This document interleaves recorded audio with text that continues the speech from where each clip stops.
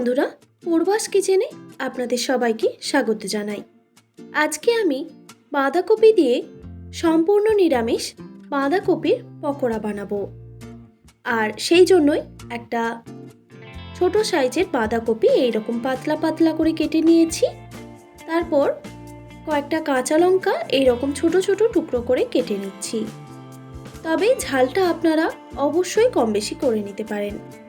আমি বাঁধাকপির পকোড়াতে গুঁড়ো লঙ্কা ব্যবহার করব না, সেই জন্য কাঁচা লঙ্কার পরিমাণটা একটু বেশিই রাখছি।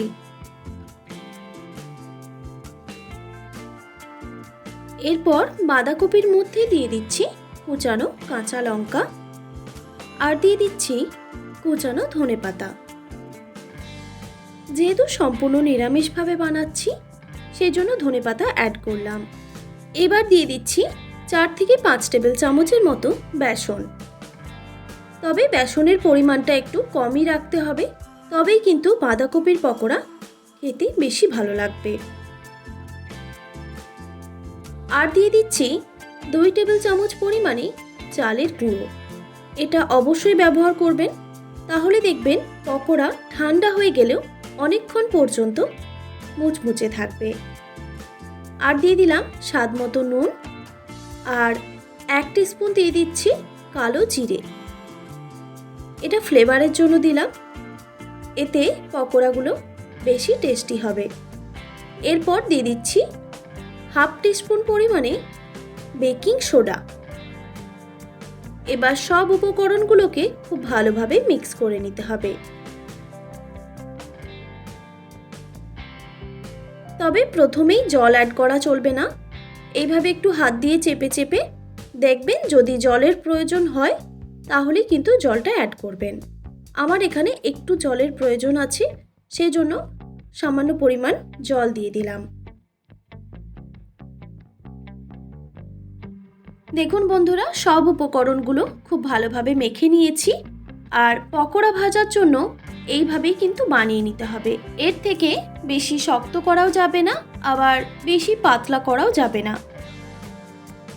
এবার পকোড়াগুলো ভেজে নেব। সেই জন্য কড়াইতে আমি সাদা তেল গরম করতে বসিয়ে দিয়েছিলাম আগে থেকে। তেলটা গরম হয়ে গেলে গ্যাসের ফ্লেমটা লো টু মিডিয়ামে রেখে পকোড়াগুলো ভেজে নেব। এখন আমি গ্যাসের ফ্লেমটা একদম মিডিয়ামে রেখেছি। সব পকোড়া তো একসঙ্গে ভাজা যাবে না, সেই জন্য আমি 2 থেকে 3টে ব্যাচে পকোড়াগুলো ভেজে নেব।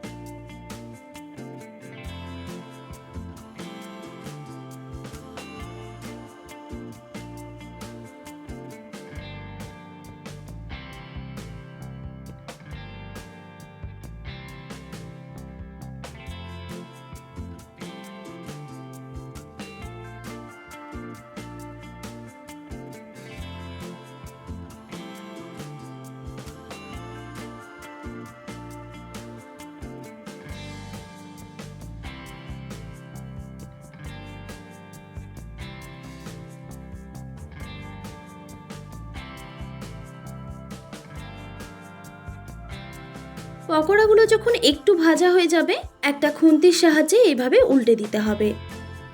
আর এই সময় গ্যাসের ফ্লেমটা অবশ্যই মিডিয়ামে রাখতে হবে, না হলে ওপর থেকে পুড়ে যাবে আর ভেতর থেকে ভাজা হবে না।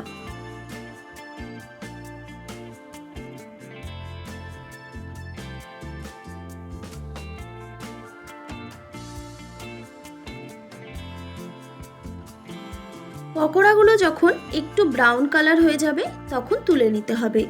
যেই পকোড়াগুলো আমি প্রথমে দিয়েছিলাম সেইগুলো কিন্তু ভাজা হয়ে গেছে, এবার ওইগুলো তুলে নিচ্ছি। আর বাকি পকোড়াগুলো এইরকম ব্রাউন কালার হওয়া পর্যন্ত ভেজে নিতে হবে।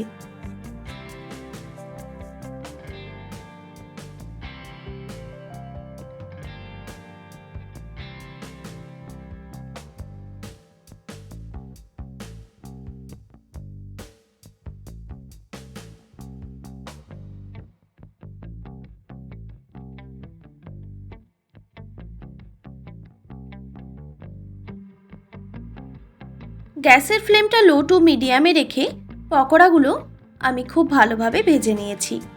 দেখুন একদম ব্রাউন কালার হয়ে গেছে। এবার গ্যাসের ফ্লেমটা হাই করে দিয়ে পকোড়াগুলো তেল থেকে তুলে নিতে হবে।